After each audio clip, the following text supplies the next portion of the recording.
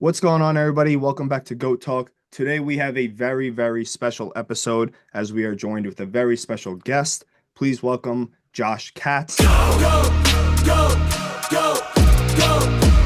Josh, thank you so much for joining us, man. It means a lot. I appreciate it. Thank you guys for having me. Looking forward to chatting.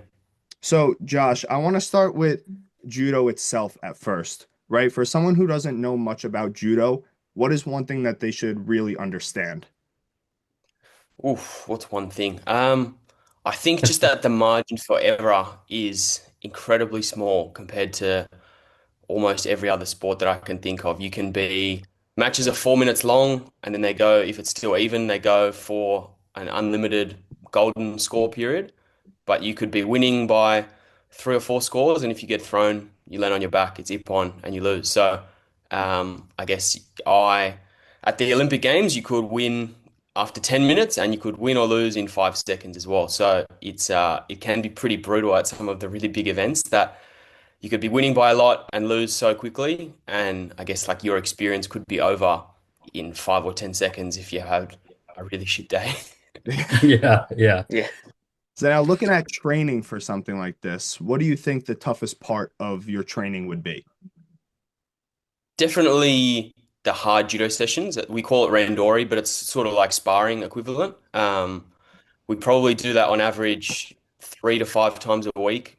And that they're just really intense sessions. You Oof. prepare your body as best as you can, but there's just so much impact on getting thrown, sorry, and I guess every part of the practice of skills that we do is essentially getting thrown on the mat. So your body definitely adjusts and gets used to it, but there really isn't that much that can simulate fighting another person in judo, like doing anything in the gym or any strength or conditioning training.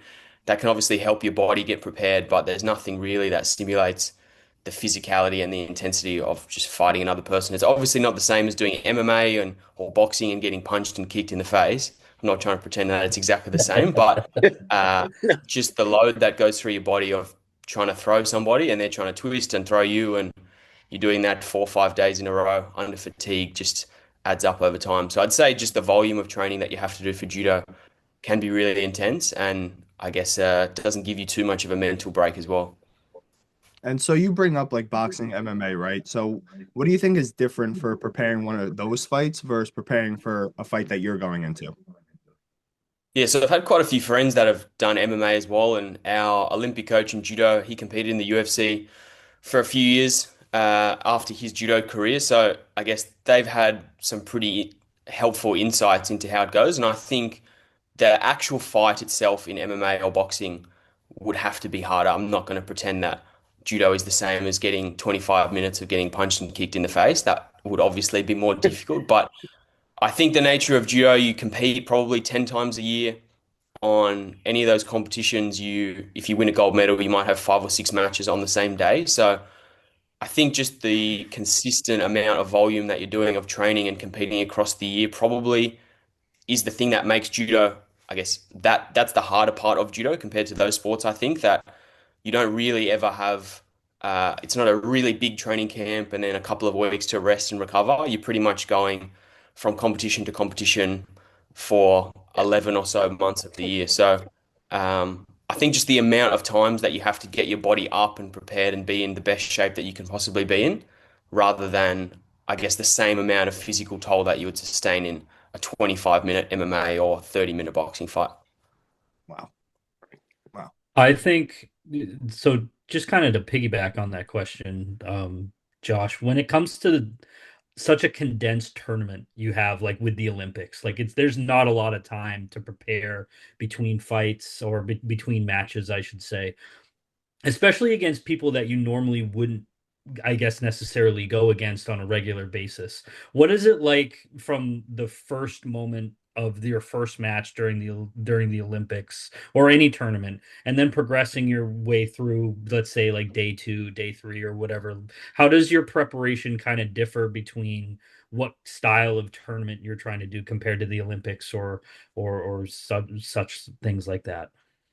Well, I guess even the Olympics, the format is exactly the same as every other tournament in Hmm. judo, which all of your matches are on one day, regardless of if you win the first Oh, round or you win gold medal. So Wow. uh, you rock up to the Olympic Games and there's 30 odd people there, and you either win your first match and you keep going and progress. And at the end of the day, there's a gold medalist and a silver and a bronze. So you Wow. have anywhere between 1 to 6 matches on the one day, regardless of the competition. If I fight at my local community tournament, it'll be the exact same as it is at the Olympic Games. So I guess it's pretty even more so than what I guess you mentioned. You have absolutely no time sometimes to prepare for Yeah. opponents. If you win your first round, you might have 45 minutes to an hour before your second match. So you might have prepared some notes the day before because you look at the draw and you could probably prepare a strategy for your first round or your second round. But by the time you get to your third or fourth or fifth match of the day, you're pretty much just sort of going off instinct of, I feel really good today. This is pretty good. You might watch one video of the opponent you're about to verse just to see if you don't know them. But I mean, especially at something like an Olympic Games, you've spent so long preparing for all the different opponents Mhm. that you might have there. And have built up some sort of strategy for everybody that you might face, just so that if you get to them in the semi-final and you've got no time to prepare at all, that you can at least look at some notes from I trained with this person 6 years ago, and it probably won't be the most helpful thing ever. But to be honest, by the time you get to a semi-final or a final, a lot of your feeling at that point is just going, I feel really good today, I'm fighting really well, and you just sort of got to keep it rolling. So it can be brutal when I mean, I went to the Olympic Games and I lost in the first round, and my Olympics was over. I was fight number one when I competed at the Olympics of Paris. First match of the day, first day of the Olympics, and I was sitting in the stands 10 minutes after the Olympic Games started. So that was pretty brutal. But then Sheesh. you also have some days where you arrive at 9 a.m. and you finish at 6 p.m. if you manage to get into a medal fight and do really well. So you have a really broad range of emotions that you're feeling on that day from, especially if you lose a match and sort of have to come back through and try to win a bronze medal, then you sort of have to pick yourself back up and not stay down for too long. Um, but I mean, Mhm. ultimately, if you're still competing at the end of the day, then things are going pretty well and you just want to keep that going. So on a Gotcha. stage like the Um, Olympics, right, this broad tournament, it's very known everywhere around the world. When you step on that mat for that first time in the Olympics, what's going through your mind? Oh man, there's a lot going through your head. You're trying to quiet some of the voices that are going on in your head as well. mm, It's funny, I feel the actual match that I had at the Olympics when I'm standing on the mat, I almost have no memory of it at all. The actual 5, 6 minutes that I was competing on the mat, I don't really remember a lot of that at all. So I feel like you're just largely on autopilot. You've trained for so long to prepare to have just the best instincts that you have that you're really conscious of your opponent and you can see your coach and you're conscious of what they're saying, but you just try to block out everything else that's happening. I mean, there's thousands of people screaming, and you're obviously aware of how big the occasion is, so you're trying not to take in anything other than just the words from your coach or the instruction that you're getting. Um, Definitely the moments leading up when you're sort of standing in the waiting or the marshalling area right before you walk out to compete. That's the moment I remember really vividly, where I was just standing there for probably 15 minutes before the competition started, and you can hear the crowd, but you don't really know what's going to happen. You're just waiting, you're trying to stay calm, and you got so many voices going through your head telling you all sorts of stuff that you're probably trying to block out a lot of that at the time. And then the workers come out and they say go out, and you walk out into the arena, you walk straight to the mat and you go out and fight. So you go from trying to just stay calm and keep your head sort of under control to 30 seconds later you're standing on the mat and there's just you and the guy you're about to compete against. So there's yeah, you sort of go through a full roller coaster of emotions over that time. And I had a huge, I guess, like emotional come down after I competed, just because you've had such a build up of emotion and anticipation and feelings for so many weeks and months leading up to the competition, and then it's over so quickly. Like in 10 minutes, it's over, and that's your whole Olympics done. So it's a little bit tough to sort of deal with that come down afterwards, but I guess those 10 minutes of time from standing right before you walk out to then competing, I mean, it's worth it for sure. so Speaking of on the topic of the Olympics, right? We've all, as kids growing up, have dreamed of what it feels like to represent your country at this on the specific sport that you enjoy and you're a professional at. Can you just walk us through like what that feels like getting that phone call, getting that message that, hey, you're going to the Olympics and you're going to represent the nation? What is that? What runs through your head when you get that phone call? Man, it's cool. It's cool the way you just say that as well. It just like gives you a little bit of chills straight away. Yeah. Yeah, the first time I qualified and competed was in 2016. Hmm. And I was 18. I'd only been 18 for a couple of months, and I really wasn't expecting to compete at that Olympics. I thought my best chance would be in Tokyo 4 years later, but was really fortunate, and I went to the last sort of one of the last competitions, knowing that if I won a gold medal, I would qualify for the Olympics. So in that moment, I guess I had the same amount of nerves as I did at the Olympics, and there's so much on the line. And but I remember when I won that match, you just have this huge, overwhelming feeling of just happiness. Like you've just, I guess, the dream you had as a kid that Hmm. you've wanted to work towards your whole life. And I think especially because it came so suddenly for me, I didn't really have years to prepare for the feeling of what it was going to be like. It was really only in 6 months that I realized I had a chance to qualify for the Olympics in Rio. But then the feeling was really different for Paris because it had been a long time, and it had been 8 years, and I missed out on qualifying for Tokyo, which was really tough to go through that disappointment. Had a lot of really bad injuries going into the qualifying for the Paris Olympics. So when I won my last match to qualify for the Olympics in Paris, that was a whole another level of emotion. Like I was crying, I was a mess. I'm not a super emotional guy either. I've cried when I've lost a bunch of times, but I think that's probably the only time in my whole life I cried when I was actually just happy, just because I was just so stressed for so many months. I didn't know if I was going to get there and if my body was going to hold up with the injuries that I had, and if it was all going to be for nothing. And I thought if this doesn't work out, I might quit. Like I don't know what I'm going to do anymore. And then all that just goes away straight away. As soon as you get the moment that you're going again, and when that finally sets in, that's a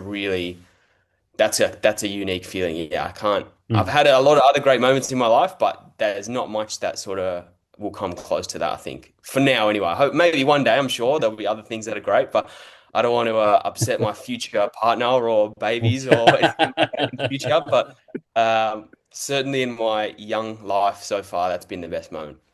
God, And now 18 in your first Olympics. That's you crazy. qualified with a torn ACL, is that correct? Yeah, that was in the It's Paris incredible. Olympics. Yeah, so I'd had a couple of years of some really tough injuries, and then 6 months before the Olympics in Paris, I fully ruptured my ACL. So I Oh. competed in the last three competitions to qualify for Paris, basically off one leg and a whole lot of tape and painkillers on my other leg. Uh, Right. and then, yeah, so I went to the last competition and didn't really know if my knee was going to hold up and how it was going to go. And I went there with my brother. My brother was coaching me at the competition, and we were just so nervous all day. And all I really wanted was just if my knee holds together and I lose and I'm not good enough, okay, I feel like I'll be able to live with myself. But um, I guess if my knee had have just given way and I wouldn't have been able to complete the competition, I feel like that would have been really hard to deal with and to sit on for probably the rest of my life. But yeah, it worked out in the end, and it was a really good day. And I remember coming off the semi final after I won, which I knew then would qualify me for the Olympics in Paris, and came off, and it was a pretty cool moment. Got to share with my brother. I mean, he'd been on the journey the whole time with me as well, and he'd supported me through that 6 months where I was barely training and dealing with all sorts of emotions of stress and not knowing if it was going to be possible. So to have that moment with him, we were in the Ivory Coast as well, of all places as well, like in the middle of Africa at some random basketball stadium in Africa. So it was a pretty crazy place to have celebrated the moment. But yeah, fun memories to look back on now. Not fun at the time. I don't really want to relive it, but fun to look back on. And now you at the Commonwealth Games, you were a bronze medalist. So would you say there's any type of different pressure competing in the Commonwealth Games versus the Olympics, or do you kind of go in as the same mindset? I think a little bit from a performance perspective. I mean, I went into the Com Games as the second highest ranked player in my weight category. So I was going in there with the full belief that I was going to win gold or that I could win gold. I lost in the semi-final, which was tough against actually a really good friend of mine from England that we used to live and train together from years prior. So that was, I guess, a bittersweet moment to lose to him as well. He had bragging rights to And go on after that. But I think the Olympics is definitely a much bigger occasion. Everybody in Australia, but the whole world is very aware of when the Olympics is on, and in Australia especially, all little kids are excited about the Olympics, and everybody's going to watch. You know that it's a really big deal. Even people that don't care about sport at all recognize the Olympics is a big deal. So I think the excitement, you definitely feel a huge amount more buzz from the Olympic Games. It's just I don't think there's anything that can compare close. Probably like the FIFA World Cup is the equivalent, I guess, of the global scale of it. The Com Games was awesome just because we had a really big team of Australians and quite a few different people that I had traveled with for a really long time. So probably five or six of my really close friends that I'd done judo with for most of my life, we all got to be in the same team together, and we all won a medal on across the 3 day event as well. So I think that was a much, I guess, happier, more of a celebration type event because we all got to travel together. We all won a medal. Granted, I wanted to win gold, but I think being able to share it with the other people as well. My brother won a bronze medal on the same day I did, so we got to sort of celebrate together. Our family was there to watch us compete. So it's a little bit more of an intimate feeling. You definitely are proud to represent Australia at any competition, like the Olympics or the Com Games, but I guess just different experiences. Probably the Com Games is a little bit more of a celebration and a happy moment, but the Olympics, just the scale of it, even though I lost in the first round, is still an achievement. I think that I can't really replicate Yeah. something like that. Yeah. I mean, you're one of very few people that could ever say that they participated in the Olympics. Like that's a Yeah, massive accomplishment. Yeah. yeah, absolutely. And I don't take that for granted, especially having missed one in between in my career, having gone to one and then missed one and getting back to it again. By the time I was able to get back and compete in Paris, I didn't take that experience for granted at all. Like I was trying to soak up every second of it because I hope I can go to another one in a few years' time and maybe visit you guys in America. But Yeah. never know for Oh yeah. sure how it's all going to work out. So I definitely wanted to enjoy it while I was there. So you bring So up the future one. Sorry, Greg. you're Um, good. so you're gonna be training and trying to qualify for LA? Yeah, absolutely. So the qualifying for judo starts actually in June this year, which is pretty crazy to think of it. Or I mean, I had over a year off after the Olympics with my knee surgery, so I really had a pretty short turnaround. And at the end of last year, I broke my foot, so I've had a bit of a tough run at the last couple of years, but back into a really good swing of things now, and really excited to start the qualifying mid-year and then 2 years all in until LA. So I'll be hitting, I guess, like the best part of my career over the next couple of years, hopefully. And then we'll see what happens after that. I don't have any plans at this point to go on past LA. I think that would sort of be the peak for me, but you never say never. Who knows? Yeah. So I'm not sure if this was asked. I was having some bad connection issues before, so apologize for that. But my question for you, right, is when you first got to the Olympics for the very first time, right? When you stepped on that mat and you realized, like, you were on the grandest stage of them all, what was kind of going through your head there?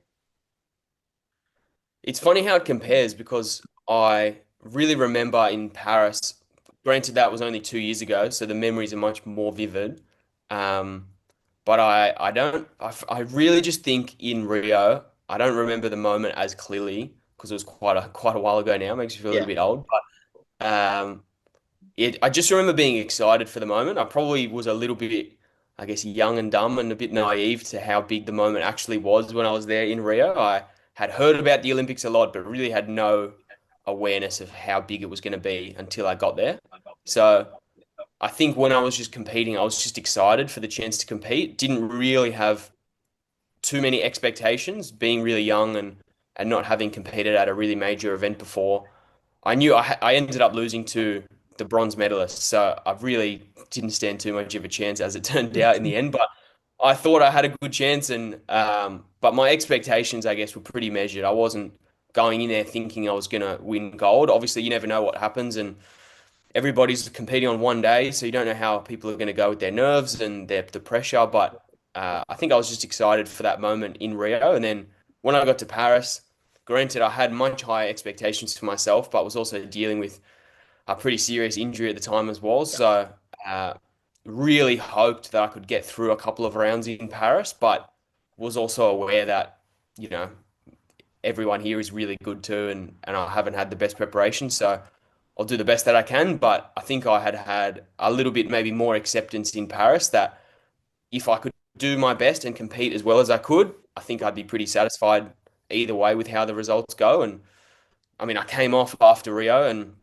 I snapped my elbow getting arm locked in the Olympics in Rio, so that wasn't great. Most of the Wow. immediate reflections were just in a fair bit of pain for the Yeah. next the next couple of weeks. But in Paris, I probably had a couple of days of being a bit low, just not necessarily because I lost, but more just because it was over, that it had been built up for so long that then it was just over so quickly. So I don't think I was sad that you're obviously sad that you lose and you hope that you could do better, but I think I had accepted the result in Paris pretty quickly, but just then that it's over and now what? I guess is the hardest part that a lot of the athletes deal with when they finish the Olympics is just you've worked for this moment for your whole life and for 4 years and then months and months and months of training and then it's just done and that's it. And for those that win a medal, they sort of ride that high of the roller coaster for as long as they possibly can, and for eventually they come down from it, I think. But for those especially that are disappointed with the result, that happens much more suddenly, and it's a pretty intense feeling. Like lots of people had talked to us about it prior to the Olympics that they call it the post-Olympic blues, I guess is like a fun way to say Mhm. mild version of being depressed, I guess.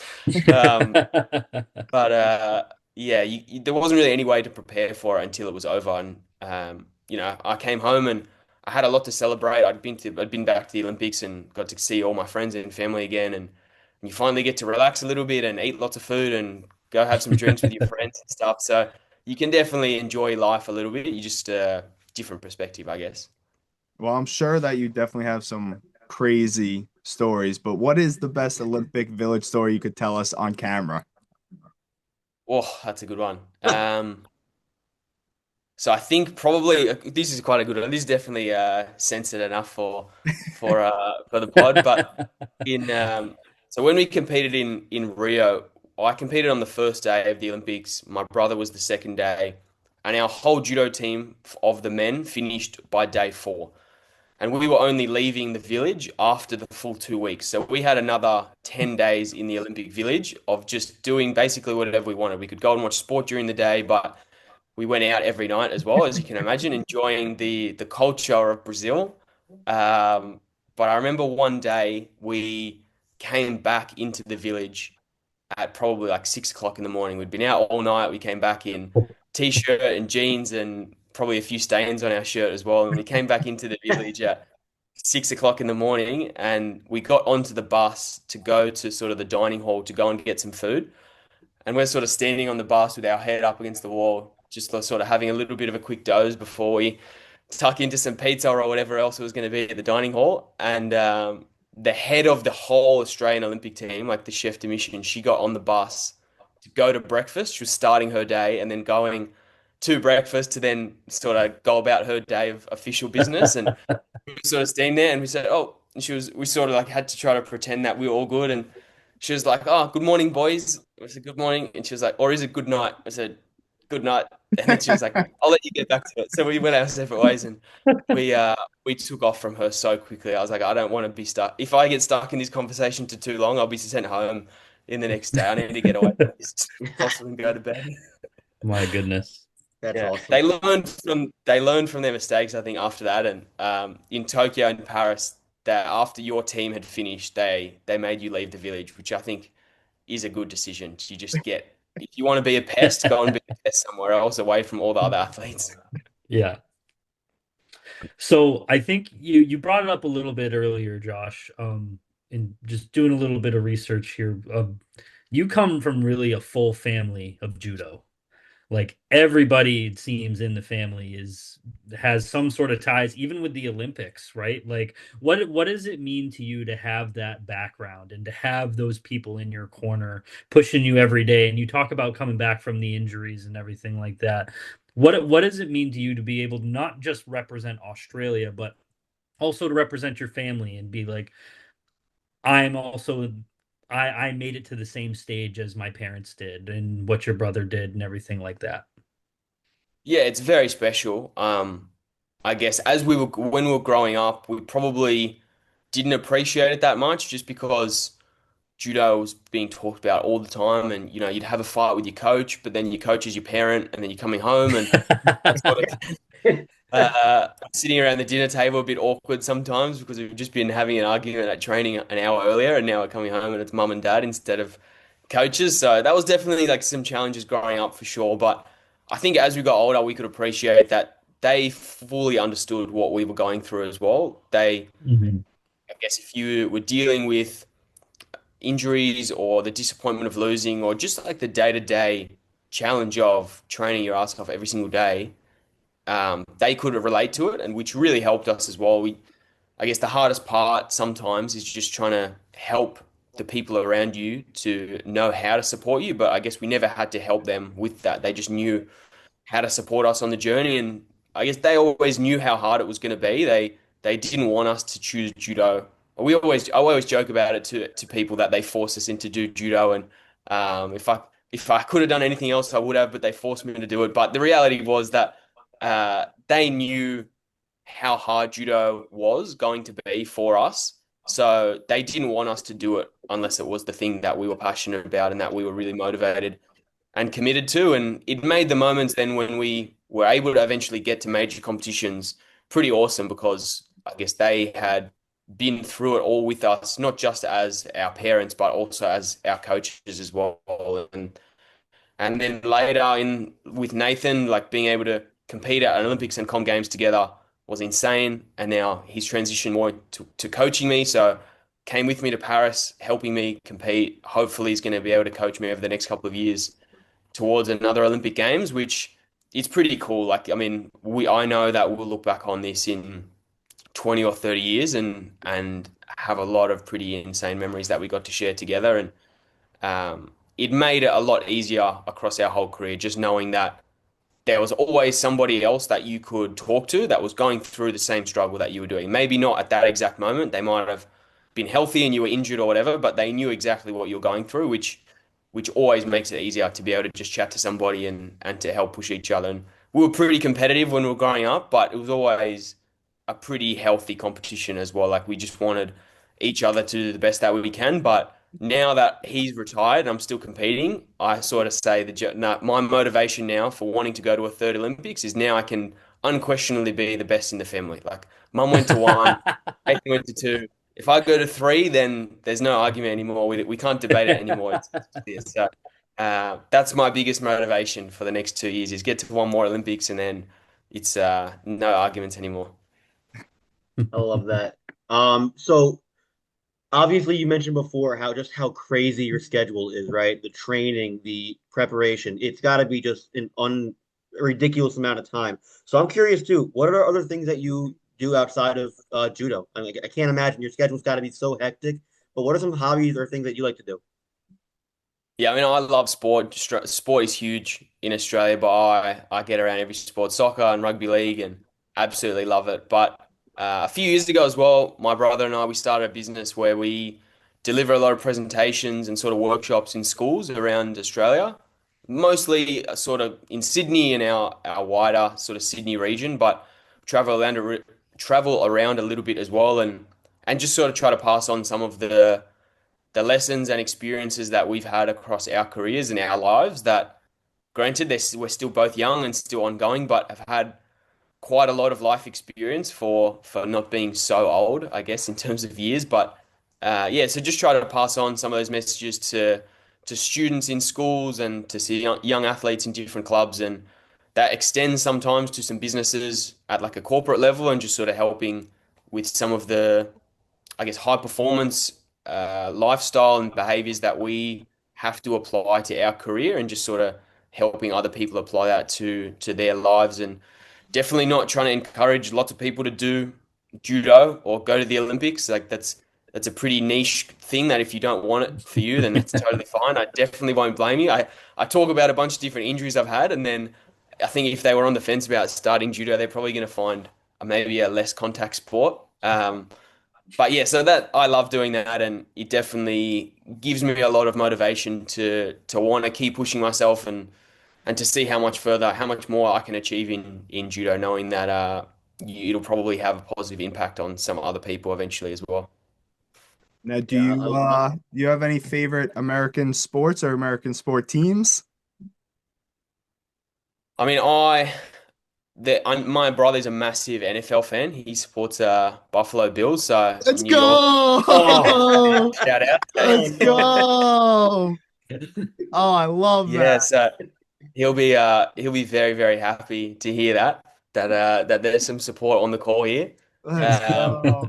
I enjoy the NFL. I enjoy basketball, but I guess they're not my sports that I grew up playing and grew up watching. But I mean, I'd love on my high up on my bucket list is to be able to do a trip to the States and to get out to basketball or an NFL game. I feel like that would be absolutely insane.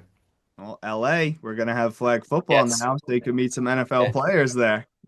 Just a one-way flight. I'll get them to book my flight one way to LA, and then after that, I'll say I'll figure it out, guys. Don't worry about it. That's awesome. So, just also want to congratulate you, Josh. Again, just doing a bunch of research and everything. It looks like you were nominated and became a finalist for the Konica. I hope I'm saying that right. The Konica Minolta Career Achievement Award. Is that accurate? Yes, that's ongoing this year. So, That is yeah, ongoing. So I did. yes. So when it comes to that that award, being a finalist, right? Is that ever something that you obviously you as a kid you dream big, you want to go to the Olympics. Just same for me. I wanted to play professional sports when I was older. I think every kid does at some point. But just also to know that the community is also recognizing at such a young age what you're doing for the community in your country and everything. What does being nominated and becoming a finalist for that award mean to you?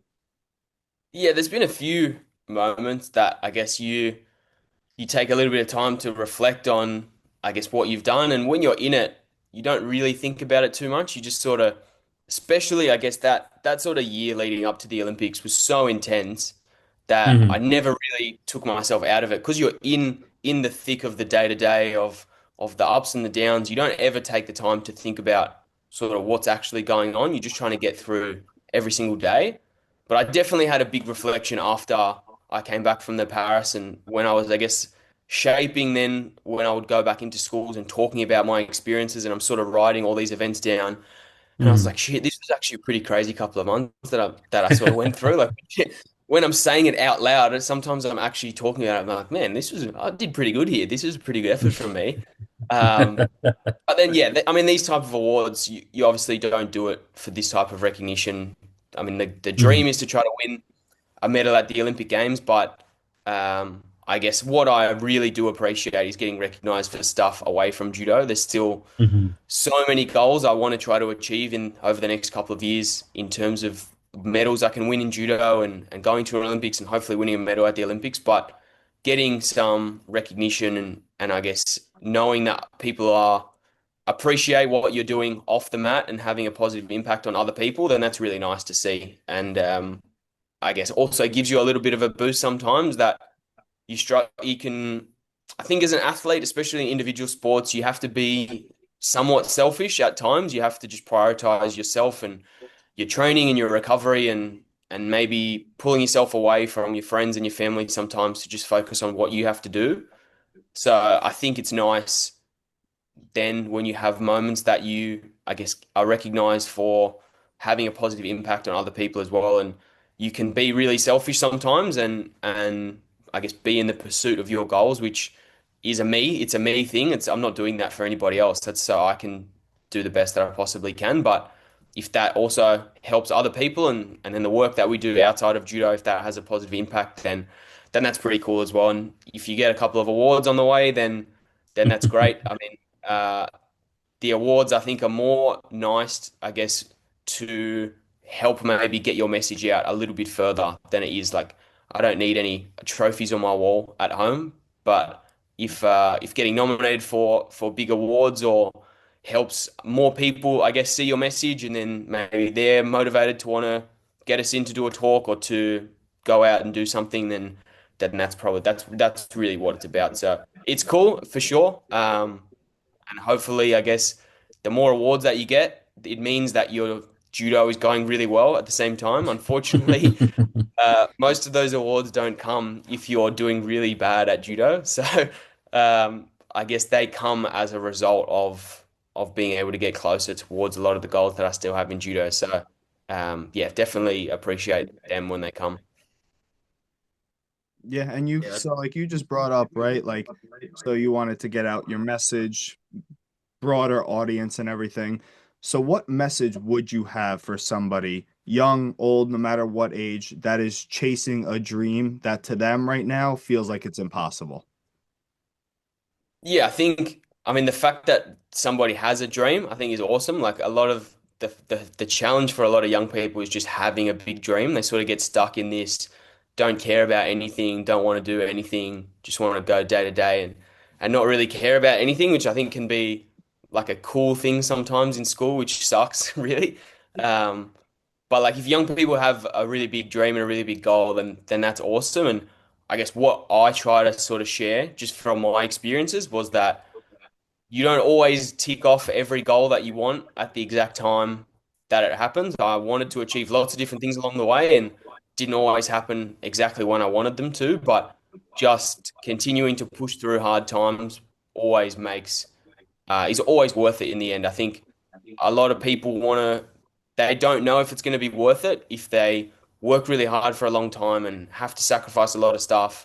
Is it going to be worth it to get to the goal at the end? That it's a nice thing in the future, but I don't know if it's going to be worth it. And I guess what I try to share is that regardless of what the end outcome is, that it's always worth it. Like I trained my whole life and went through however many surgeries and missed the Olympic Games and traveled all over the world to compete at the Olympics in Paris for 5 minutes, basically. Like that whole journey was to compete on the mat for 5 minutes in Paris, and I lost in the first round.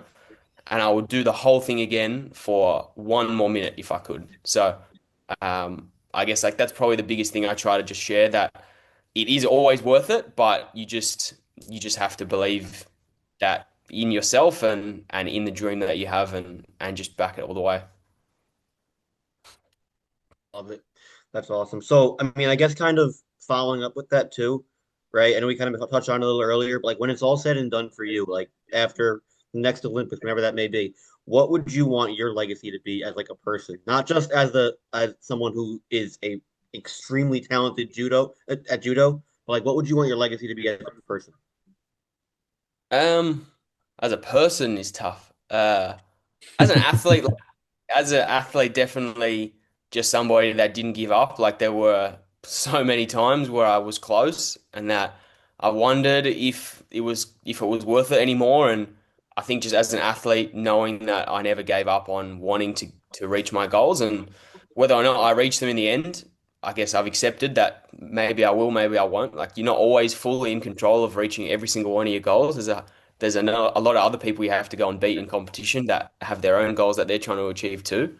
Um, as a person, I think I try to be the same person all the time. Like if I am talking to a bunch of kids at school or chatting to you guys on a podcast or out with my mates on the weekend, like I try to just be the same person, and I would hope that regardless of how many medals I win or how many awards I win, that I would still be the same person that wants to help other people and wants to see other people do well too. I don't think I see no reason why that would need to change for the rest of my life. So I hope that I can just be the same person and that person I feel like is pretty relatable. I've had a lot more disappointments than I've had probably successes. So that person is really relatable. Like as much as I admire Michael Phelps and Novak Djokovic as just being these insane level of superstars, I can't really relate to them. And I've been to the Olympics twice. Like their achievements are so incredible that I can't even relate to them. So I feel like my journey is pretty relatable for a lot of people. Like I've been disappointed so many times and had my heart broken and cried on TV when I've lost at the Olympics. Like that, I think that those things people can appreciate as well. Just being pretty vulnerable and being willing to be yourself. I think regardless of the stage that you're on. I love that. Yeah, I think that's a great answer. Hell yeah. That's perfect. You guys got any more questions? I've been practicing that all day, so I'm glad that It's a good 10 out of 10, 10 out of 10. media trained Perfect. answer. It's a good media. I love it. Oh, that's great. You guys got anything else for him? I think we're all good. Josh, you got Good. anything you want to say before we wrap this up? You got any questions for us? Like, you got any last messages? What's I just want to know if you guys will be there in LA. If I get there and I'm traveling all the way to the other side of the world to compete at the games, then I want to make sure we can do this again. If you're going there, we're going there. I would Okay. love Absolutely. to set up an in-person, like do this again in 2 years in LA with everybody in person. Yeah, absolutely. Buffalo Bills jersey as well for Oh, without a for, doubt. Oh, Without God. a doubt. You lost me. You lost me. Without a doubt. It We're was wearing going Bills great, Josh. It was jerseys. going great. It really was. yeah, we'll take this ourselves. We'll do this privately. We don't need Yeah, everybody. yeah. The Patriots fan, we don't need that. We don't Oh need my that. Fans, God. I never win, so I would love to also send you some Go Talk merch. So possibly in 2028 in LA, we see you repping that in the Olympics. Yes, absolutely. Love that. That'd be incredible. But all right, everybody, that's going to do it for this episode. Thank you, everybody, for joining us. As always, like, comment, subscribe. Josh, again, thank you so much for coming on. It means the world to us. We had so much fun. This was a great episode. I hope everybody enjoyed it, and we'll see you next time. I appreciate it, guys. Thank you.